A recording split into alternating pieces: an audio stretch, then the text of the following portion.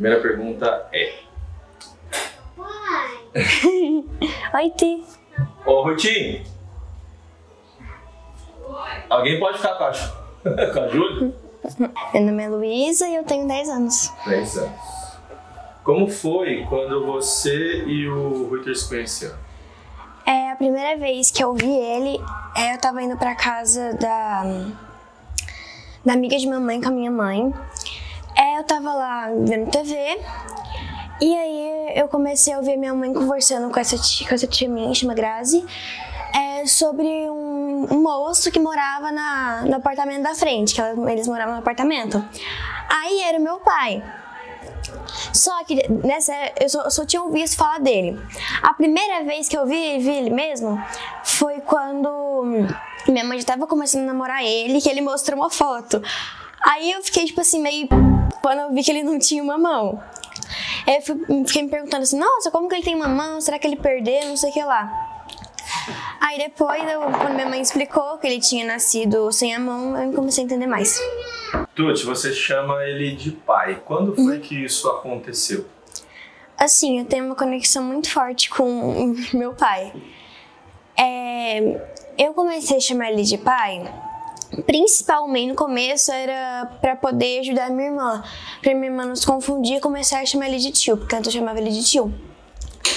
Só que aí depois de um tempo eu comecei a chamar ele de pai, não por causa só da minha irmã, mas também por causa assim, que ele tinha um afeto, tinha um carinho por mim, ele cuidava de mim como um pai.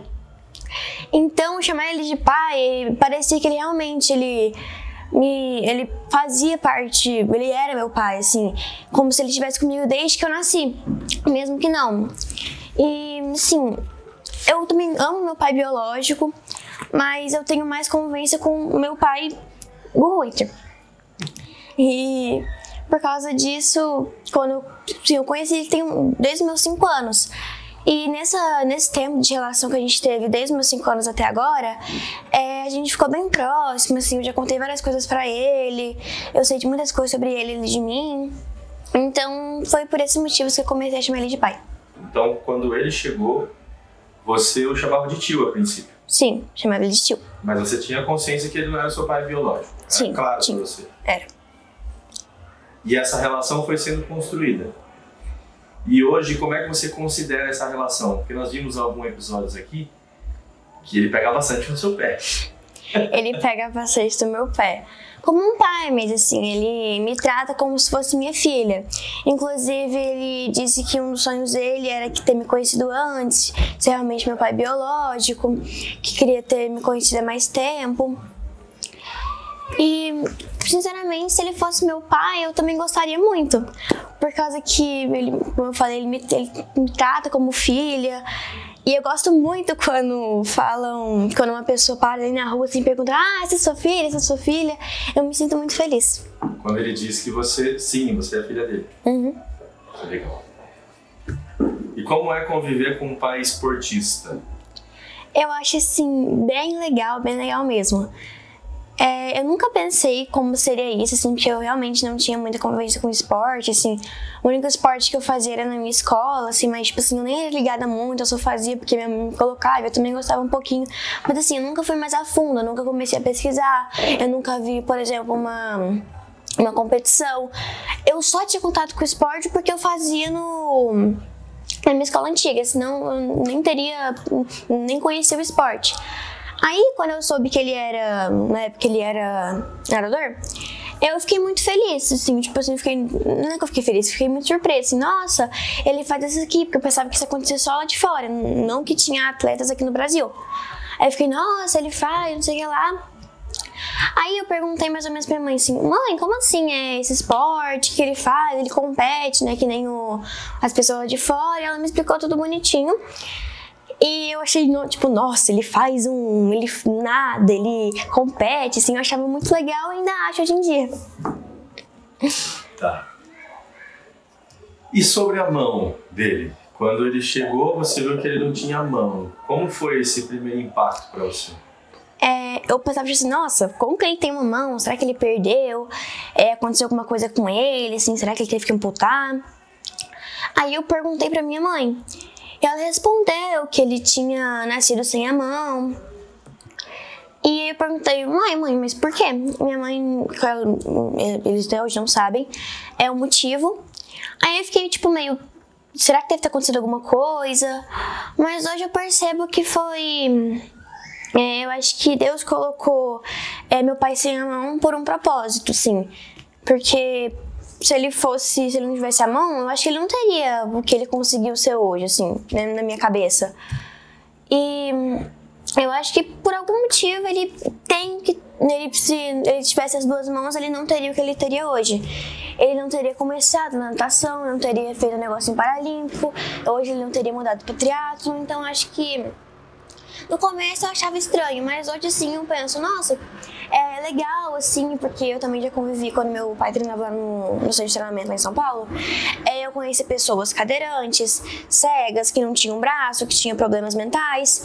E eu achava isso, tipo, tudo muito legal, por causa que não eram pessoas que não são normais, sabe? Eu achava isso muito interessante, ainda acho hoje em dia. E antes do seu pai chegar, seu pai Ruiter, você já tinha contato com pessoas deficientes? Não.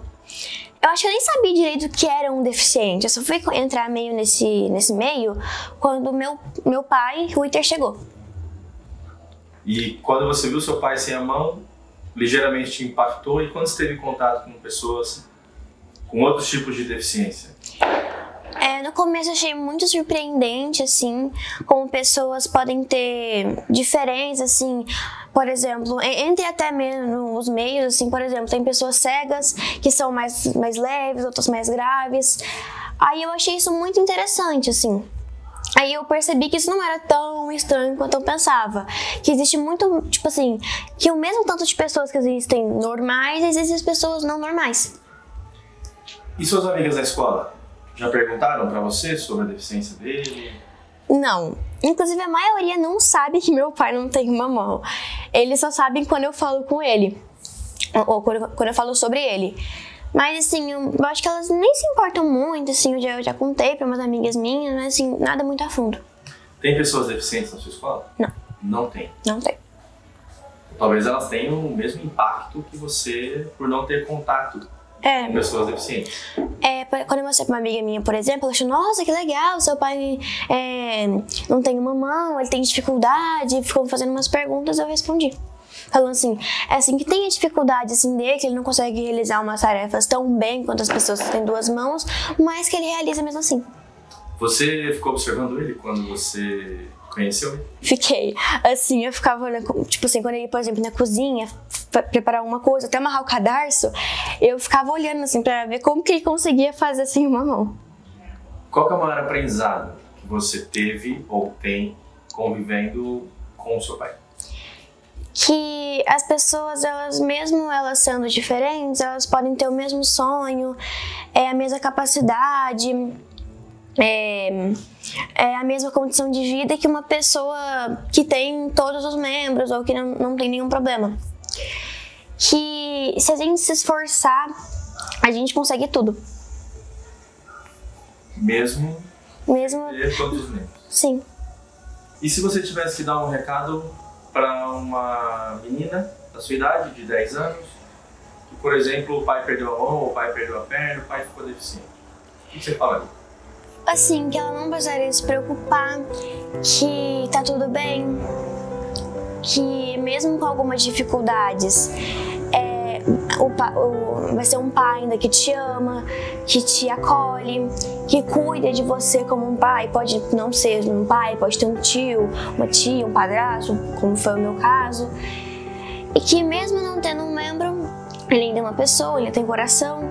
E que assim, não é por causa que ele não tem um braço, não tem uma mão, não tem uma perna, que ele é uma pessoa diferente. Ele é como todos nós. Obrigado a todos. Nada.